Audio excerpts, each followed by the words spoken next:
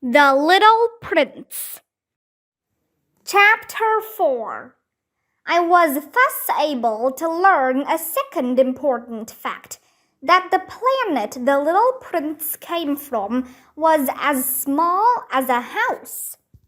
But I don't know why I was so surprised. I was aware that besides the great planets, the ones we have named Earth, Jupiter, Mars, Venus, there are also many others, some of which are so tiny that it is difficult to spot them even through the telescope. When an astronomer discovers a new planet, he gives it a number instead of a name. Something like asteroid 325. I strongly believe that the little prince's planet is the asteroid known as B612. This asteroid has only been seen once through a telescope by a Turkish astronomer in 1909. This astronomer presented his discovery at the International Astronomical Congress, but he was completely ignored because of his Turkish dress. Grown-ups can often be like that. Thankfully for the asteroid B612, a Turkish dictator decreed that his subjects must dress in European clothes or face death. So the astronomer made his presentation again in 1920, this time dressed in a handsome suit. He was able to convince everyone. I have given you these details about the asteroid because of the grown-ups. They seem to love numbers. When they hear that you have made a new friend, they ask the most unimportant questions. They never say, "What does his voice sound like? What games does he love best? Does he collect butterflies?" Instead, they ask, "How old is he? How many brothers has he? What is his weight? Does his father make much money?" From these numbers alone, they think they have learned everything about him. For instance, if you were to say to the grown-ups, "I saw a beautiful brick house with geraniums in the windows and doves on the roof," they would be confused. But if you say, "I saw a house worth $1 million," they would remark, "What a pretty house." So if you say to them, "The little prince exists. He was so very nice and charming. He laughed and he asked for a sheep. Only a real person wants a sheep," the grown-ups would only shrug their shoulders and think you were being childish. However, if you were to say, "He came from asteroid B612, they would be convinced and would leave you in peace. That is how they are. You must not hold it against them. Children need to be very patient with grown-ups. For those of us who understand life, numbers are not so critical. If only I could begin the story like a fairy tale. Then I would say, once upon a time there was a little prince who lived on a planet barely bigger than himself. He was in search of a friend. I do not want anyone to read my book carelessly. Reliving these memories has made me sad. It has been 6 years since my friend departed along with his sheep. I must try to describe him here to make sure that I don't ever forget him. To forget a friend is terrible. Not everyone has had a friend. I do not want to be like the grown-ups who are only interested in numbers. So, I have bought a box of paints and some pencils. It is so hard to return to drawing at my age when all I have ever produced are 2 pictures of a boa constrictor from the outside and the inside at the age of 6. I will certainly try to make my portraits as realistic as possible. But I don't know if I will succeed. One drawing looks fine, but the other looks nothing like him. I don't seem to get the little prince's height right either. He is too tall in one and too small in another. Neither am I sure about the color of his clothes. So I try as best as I can, sometimes getting it right, sometimes not. You must excuse my mistakes. It is not my fault. My friend never gave me any explanations. He thought perhaps that I was like him. But alas, I cannot see sheep through the walls of boxes. Maybe I am a bit like the grown-ups. Maybe I have grown old. Chapter 5. With each passing day, I would learn a bit more about the little prince's planet, his departure from it, and his journey.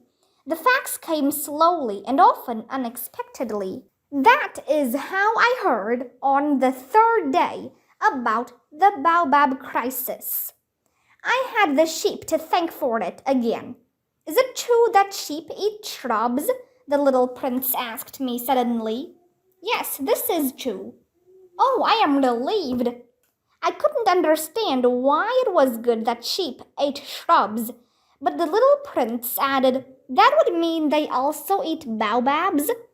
I explained to him that baobabs were not shrubs, but massive trees as big as castles, and that even if he took along a whole herd of elephants, they could not completely consume one single baobab.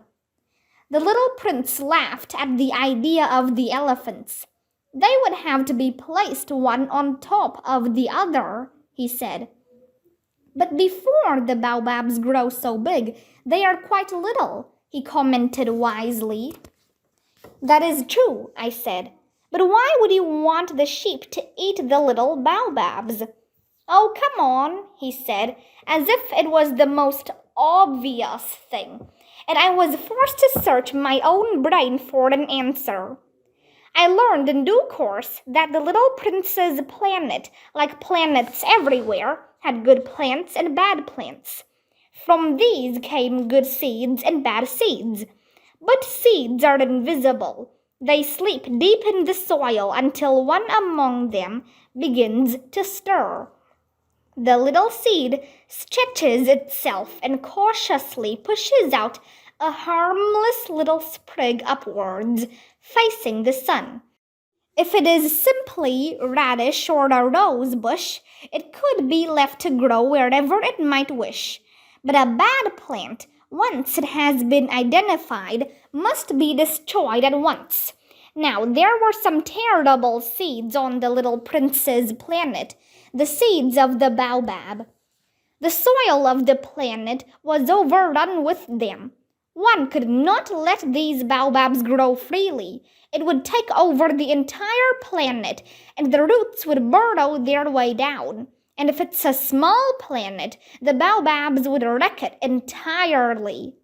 It is all about discipline, the little prince explained to me. When you've finished your washing and cleaning in the morning, it is time to take care of your planet.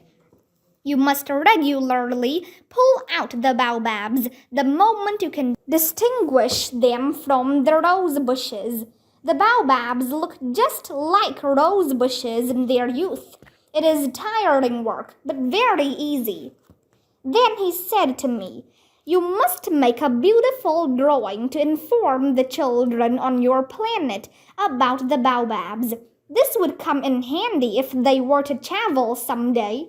He added, sometimes it is all right to put something off for a later day. But baobabs need to be uprooted at once, otherwise they would lead to a disaster. I once knew a layabout who neglected 3 little bushes on the planet that was his home. So, from the description that the little prince provided, I made a drawing of that planet.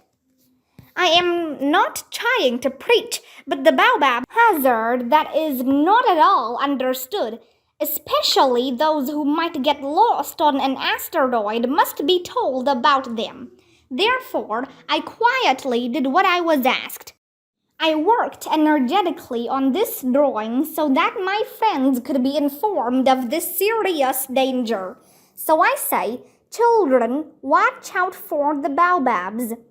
You might find it curious that there is no other drawing in the book as spectacular as that of the baobabs. I did try. I tried very hard, but without any success. With the baobabs, I think I was compelled by the grave importance of the matter. Chapter 6. O little prince, slowly I begin to piece together the secrets of your sad life. For so long you have found your happiness looking at beautiful sunsets. It was on the 4th morning that I learnt of this fact when you said to me, I do love sunsets. Let us go and watch one now. But we must wait. Wait? For what? Wait until it is time for sunset. You seemed puzzled at first. Then you laughed and said, I keep forgetting that I'm not at home. He had clearly forgotten. It is a known fact that when it is noontime in America, the sun is setting over France. If you could swiftly zip through the air to France, you would be able to watch the sun go down. Unfortunately, France is too far away. But on your planet, my little prince, all you need to do is revolve your chair a little and watch nightfall. I watched 44 sunsets one day. You know, you added some time later, when people are sad, they watch sunsets. Were you sad too, my little friend? I asked, the day you watched the 44 sunsets? But there was no reply.